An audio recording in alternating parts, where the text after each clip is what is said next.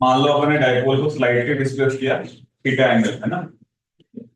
तो जैसे अपन ने पहले ही पढ़ा था वॉगडन बाय कंजर्वेटिव किसके बराबर होता है? माइनस ऑफ डी बोल सकते हैं। ये सुनो, तो अपन वहां पे वर्क निकाले वॉगडन बाय इलेक्ट्रिक फील्ड है ना, इलेक्ट्रिक फोर्स कितना होगा वर्क? इसमें कौन सा वर्क आएगा, ट्रांसलेशनल या रोटेशनल? रोटेशनल आएगा। तो रोटेशनल वर्क कैसे लिखते हैं? ट्रांसलेशनल मतलब क्या होता है, force vector dot DS vector, force की जगह पे क्या आएगा डॉट, डीएस की जगह पे आएगा डी। तो आप लिखो यहाँ पे तो क्या लिखोगे, डॉट वेक्टर डॉट क्या था डी थीटा कर दिया ना, इसका इंटीग्रल। डॉट कितना लग रहा होगा अभी देखा स्लाइड में, पी साइन थीटा और साथ में लिख दिया डी थीटा है ना। और टॉर्क और थीटा में कितने का एंगल बन, टॉर्क वेक्टर और थीटा में कितने का एंगल बन रहा हो बताओ। आपने इसको इधर खसकाया है तो टॉर्क अंदर की तरफ है, यस और नो, और थीटा किधर की तरफ है, बाहर की तरफ। थीटा समझते हैं ना कैसे निकालते हैं, कर्ल तो बाहर की तरफ है, दोनों में कितना एंगल बन रहा है 180, 180 बन रहा है। तो ए बी और cos 180 का हो जाएगा -1। और उसको समझ में आया कैसे -1 आ रहा है? दोबारा बता रहे थे, टॉर्क जिसमें ये पी है और ये इलेक्ट्रिक फील्ड है, तो पी क्रॉस सी किधर हो, इनसाइड। तो आप मान लो इनसाइड को क्रॉस से बता रहे हैं ना, और थीटा एंगल किधर होगा, थीटा इसको ऐसे डिस्प्लेस किया है। जैसे मान लो ये होता है ना थीटा, ऐसे जा रहे हो, थीटा की डिरेक्शन किधर होगी, एक्सियल वेक्टर है थीटा, ओमेगा वेक्टर याद है, ओमेगा सर्कुलर में सर्कल। तो हाथ में क्या कर्ल करते हो, कर्ल के किधर है, बाहर की तरफ। तो थीटा वेक्टर जो है वो किधर की तरफ, बाहर की तरफ। थीटा भी वेक्टर होता है, स्मॉल एंगल थीटा, दोनों में कितने एंगल बन रहा है 180। क्लियर है ये चीज? cos 180 -1 हो गया तो क्या लिख सकते हैं इसको, minus of P sine theta, आपके यहाँ पे क्या आएगा डी थीटा। तो इंटीग्रेट करेंगे तो माइनस पी इंटू ई, लिमिट कोई सा भी ले लो थीटा 1 से थीटा 2, साइन थीटा का इंटीग्रेशन माइनस कॉस थीटा ना। तो माइनस कॉस थीटा लिमिट लगा देते हैं थीटा 1 से थीटा 2, क्या मिलेगा अपने को पी इंटू ई, यहाँ पे क्या मिल जाएगा cos theta 2 minus cos theta 1। सही है क्या? देखो माइनस को अंदर ले गए और लिमिट लगा दे, cos theta 2 minus cos theta 1, ये आ गया आपका वॉगडन बाई इलेक्ट्रिक फील्ड। ये कौन सा वॉगडन है, रोटेशनल वॉगडन है ना।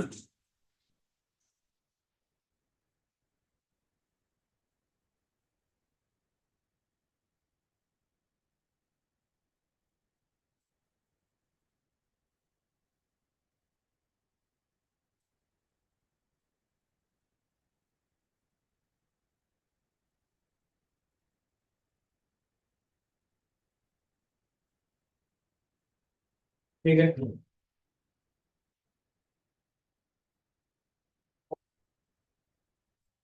अब ये पोटेंशियल एनर्जी का डिफरेंस आया है ना, और किसी एक पॉइंट पे पोटेंशियल डिफाइन करना है तो क्या करते थे, कोई ना कोई रेफरेंस डिफाइन करना पड़ेगा ना। तो यहाँ पे इंफिनिटी है नहीं, तो रेफरेंस कहाँ पे डिफाइन करें, 90 डिग्री है ना। लिख लो कि इसके बाद at theta is equal to 90 degree we assume potential energy zero.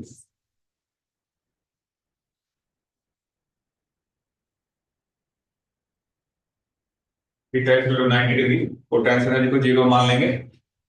तो माइनस ऑफ डी मतलब क्या था, ये पोटेंशियल इनिशियल माइनस का था, पोटेंशियल फाइनल। तो थीटा को 90 रख दिया, इसको जीरो मान लिया, इनिशियल क्या बन जाएगा आपका पोटेंशियल एनर्जी, क्या बन जाएगा minus of P cos theta, theta बन जाएगा थीटा बोल सकते हो। ये क्या हो गया आपका minus of P vector dot B vector, हाँ। फाइनल पोटेंशियल जीरो मान लिया, यस और नो, कॉस थीटा टू 90 था, कॉस 90 जीरो हो गया, तो पोटेंशियल इनिशियल क्या बना minus of P into cos theta बना, है ना। उसको क्या डॉट लिख सकते हैं, तो minus of P vector dot E vector. देखो ये सारे रिजल्ट आपका वापस से मैग्नेटिज्म में भी आया है, सेम रिजल्ट है ना। वहां पे मैग्नेटिक मोमेंट पढ़ रहे हो, क्या करोगे पी की जगह पे एम आ जाएगा और ई की जगह पे बी आ जाएगा ना, बाकी सारे रिजल्ट सेम रहेंगे। ठीक है, तो पोटेंशियल का फॉर्मूला क्या होगा माइनस पी डॉट ई और टॉर्क का क्या फॉर्मूला है? P vector cross E vector. अब एनर्जी में क्वेश्चंस क्या क्या पूछे जाते हैं? वेलोसिटी निकालो, एंगुलर वेलोसिटी निकालो, इसी टाइप होते हैं। तो एक दो सवाल कर लेते हैं। तो जैसे मान लो कि अगर दिया हुआ है डाइपोल है आपका P, moment of inertia I मान लो अबाउट 10 टू द मास, और ये एंगल आपका 37 डिग्री। फिगर बना लो तो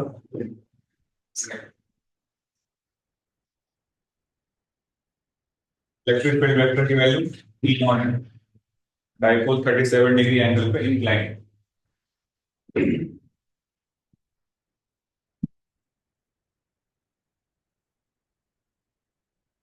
ठीक है, तो किधर जाएगा? अगर आपको रिलीज करोगे किधर मूव करेगा ये? रिलीज करेगा किधर आएगा? ऐसे आएगा, है ना? तो आपको क्वेश्चन लिखो कि find out angular velocity of the dipole, find out angular velocity of the dipole when it comes parallel to the electric field. Find out the angular velocity of the dipole when it comes parallel to the electric field. ठीक है?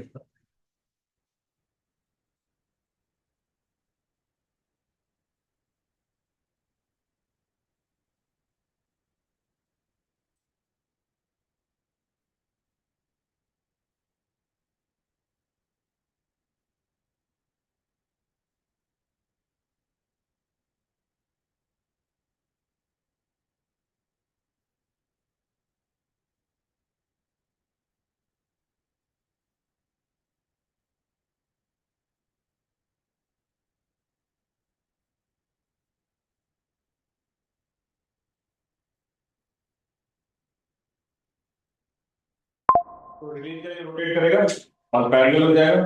Parallel जब हो रहा होगा तब omega होता है।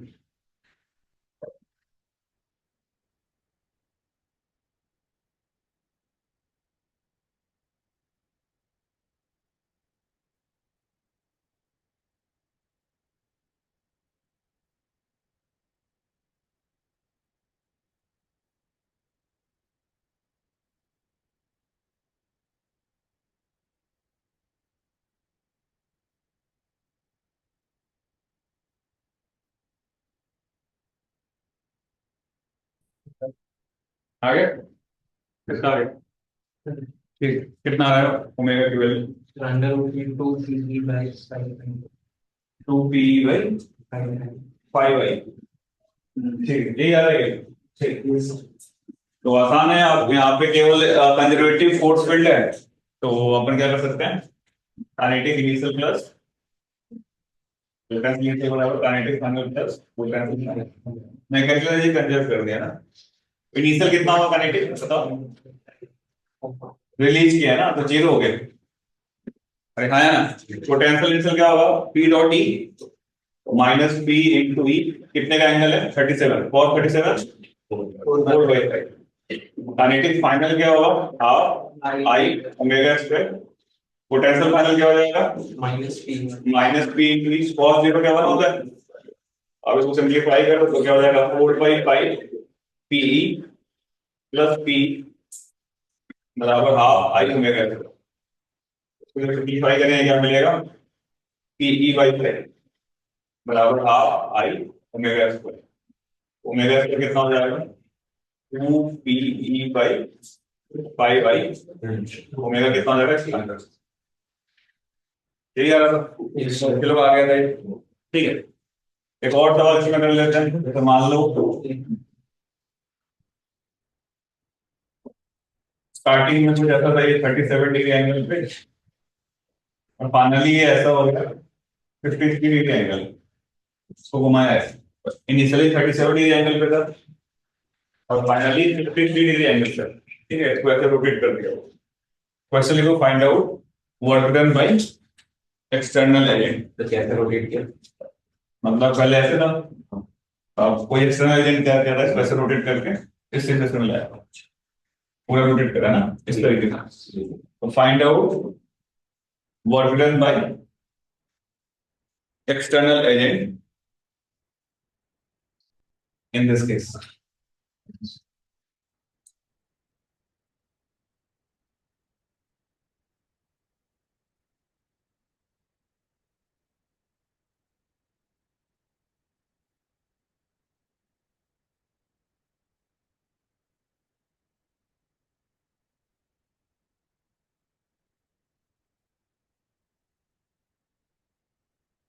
Just यहाँ तक पहुंच रहा है।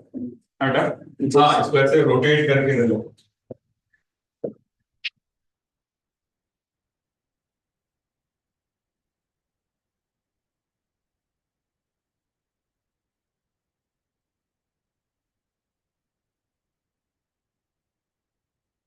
Work done by external agent. Same आ रहा है। सेम आ रहा है? कितना मिल रहा है?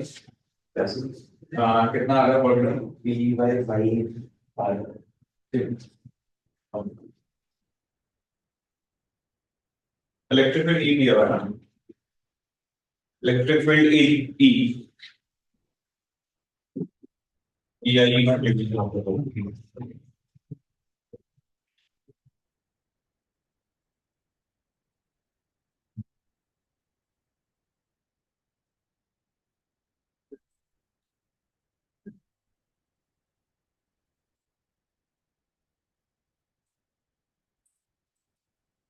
आ जाएगा, सीधे फॉर्मूला रखना है ना। और ये तो अभी तो दिखा था work done by electric external agent है, तो किसके बराबर होगा? Minus of work done by electric field. तो फॉर्मूला क्या निकाला था अपन ने? पी क्या था?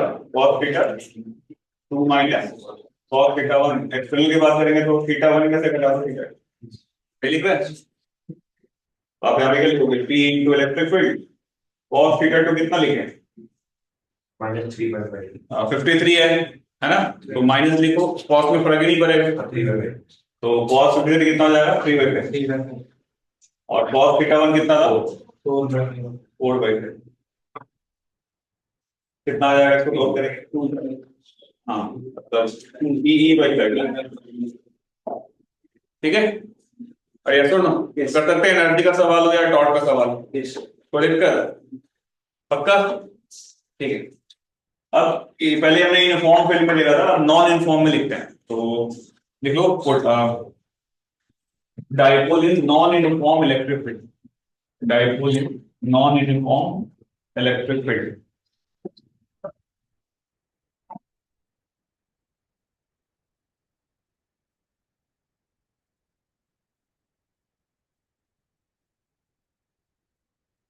Dipole in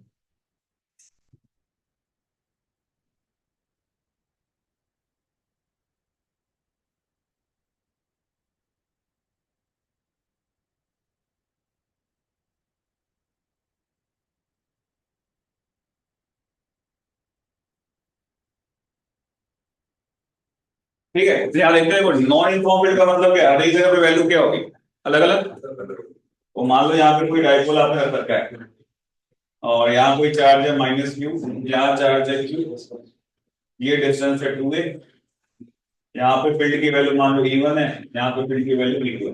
draw the figure, फिर मैं बताता हूँ क्या करना। नॉन यूनिफॉर्म फील्ड है, हर जगह पे फील्ड क्या होगा? अलग अलग। तो मान लो माइनस के सामने E1 है और प्लस वाले के सामने E2 है, ठीक है। तो अपन फोर्स नेट लिखे, इस पे कितना फोर्स लग रहा होगा? और डायरेक्शन मान लो डायरेक्शन में कितना फोर्स लग रहा होगा? Q इंटू E2, और फिर राइट में होगा, आप इसलिए लोगे Q इंटू E2 राइट में। इस पे कितना फोर्स लग रहा होगा? -Q into E1। यहाँ से बाहर निकाले तो क्या बनेगा? Q into E2 minus E1। और मैंने बताया था स्मॉल, अपन बात किसकी करते हैं? स्मॉल डाइपोल की। अरे यस और नो, स्मॉल डाइपोल का मतलब ये डिस्टेंस काफी छोटा होगा, माइक्रोमीटर मीटर में चल रहा होगा। तो ये जो E2 माइनस E1 है, इसका डिफरेंस भी काफी स्मॉल होगा। यस और नो, हम इसको मैनिपुलेट कर सकते हैं इस तरीके से। क्यों? इसको मैंने लिख दिया small change in electric field, है कि नहीं। और हमने इसको dr से मल्टीप्लाई डिवाइड कर दिया। Q इंटू dr क्या बन जाएगा? Q इंटू डी, dr मतलब 2a जो स्मॉल डिस्टेंस है, Q into dr dipole moment बन गया। तो फोर्स क्या बन गया आपका? P into D by dr। देखो इसको, that is the force acting on the dipole in non uniform electric field, P into dE by dr.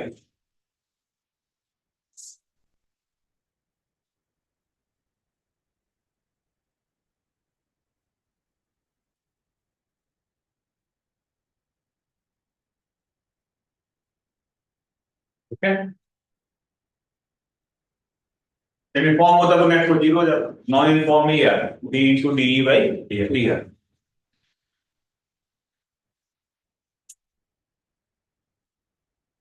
Clear है? ठीक है, क्वेश्चन कर लें। तो मान ले कि डाइपोल अगर ऐसे रखा हुआ है और यहाँ पे कोई पॉइंट चार्ज एक, और इनके बीच में जो सेपरेशन है मान लो R, draw the figure.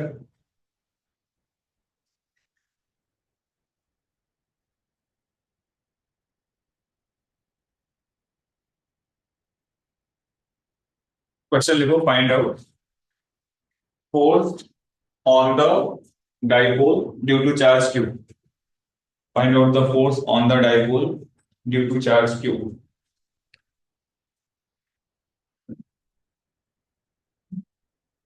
Force on the dipole due to charge Q, Q की वजह से कितना फोर्स लग रहा है।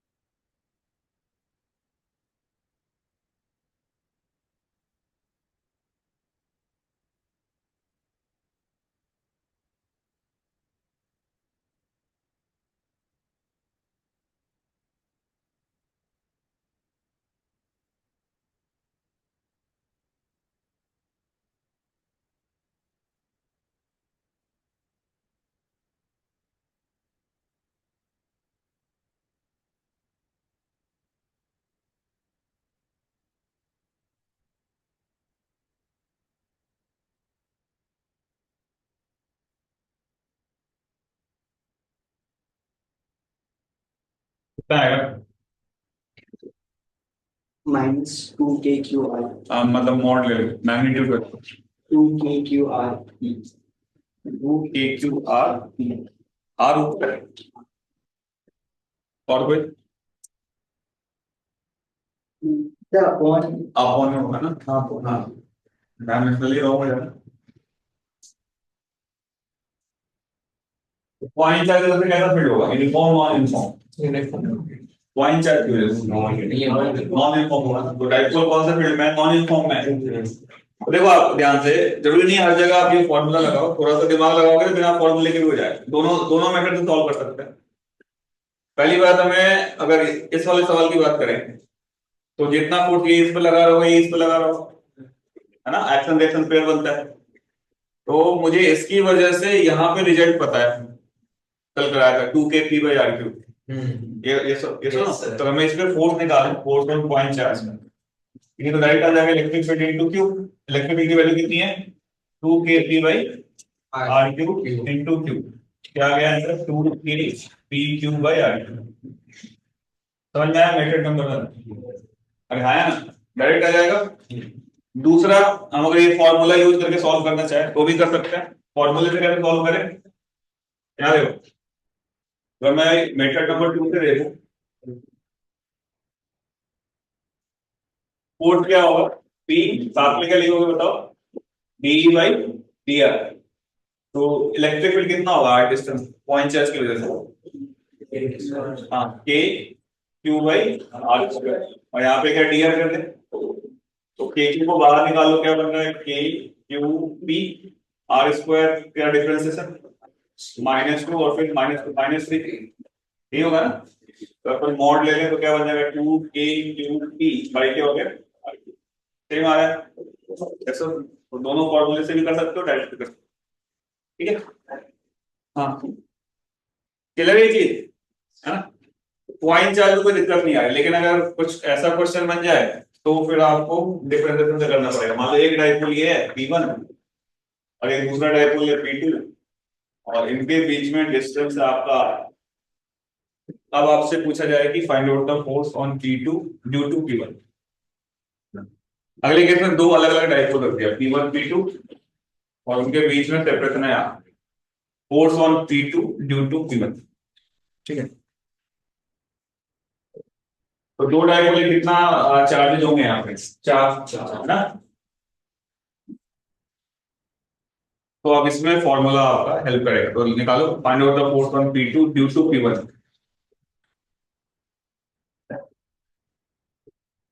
Negative answer.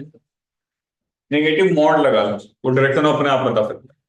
ठीक है, मतलब जो हमने लिखा था ना P du dy, अगर मैं फोर्स का मैग्नीट्यूड निकालूं अब वहां पे मॉड लगा, ठीक है, क्योंकि हमें डायरेक्शन तो पता ही है ना, डायरेक्शन बता सकते हैं एट्रैक्टिव होगा या रिपल्सिव होगा। तो जहां लिखो हमें मॉड लगा लो, तो find out force on P2 due to P1।